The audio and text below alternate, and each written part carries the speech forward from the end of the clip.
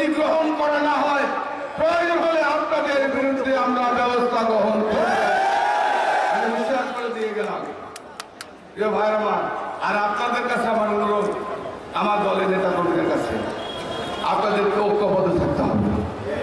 আমি আপনাদের বলে দিতে চাই, আপনারা যদি কেউ মনে করেন বিএনপি ক্ষমতা আছে, এটা ভুল মনে করবেন। আমরা এখনো ক্ষমতা দিতে পারিনি। আপনাদের কাছে আমার অনুরোধ, আমার বিএনপি নেতা কর্মী ভাইরা, আপনারা বিভিন্ন জায়গায় চাঁদাবাজি হচ্ছে, পুকুর দখল হচ্ছে, জমি দখল হচ্ছে, বিভিন্ন জায়গায় চাঁদাবাজি হচ্ছে। বিএনপির নাম দিয়ে যদি কেউ কোনো এলাকায় জবরদস্তি করে, চাঁদাবাজি করে, পুকুর দখল করে, তাদেরকে বিএনপিতে স্থান হবে না। প্রমাণিত হয়েছে শেখ হাসিনা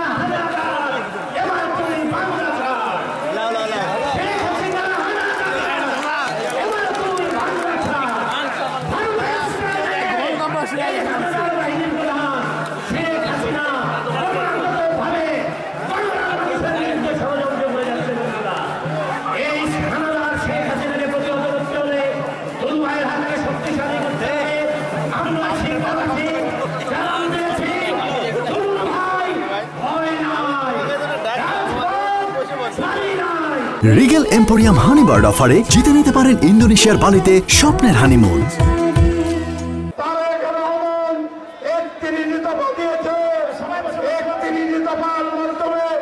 নতুন বাংলাদেশ বিনির্মাণ হবে, যে বাংলাদেশে থাকবে না কোনো সন্ত্রাস, থাকবে না কোনো হানাহানি, উন্নয়নে ভরে যাবে সারা দেশ। তারই লক্ষ্যে আমরা কাজ করে যাব। আমি আজকের এই প্রোগ্রাম থেকে তুষার উচ্চারণ করে বলে দিতে চাই, যারা ৩১ দফাকে কাটাছিয়া করে ৩২ দফাকে পরিণত করবেন, তাদের অবস্থা ভালো হবে না।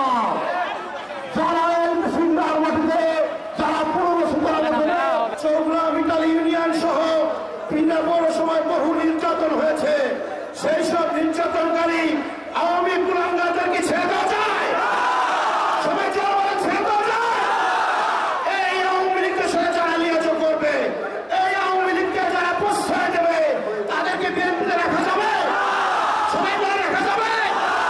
আমরা আপনাদেরকে বলছি, যদি এই সিংহ কেউ এই কাজটি করে, সে যত বড় শক্তিশালী নেতাই হোক না কেন,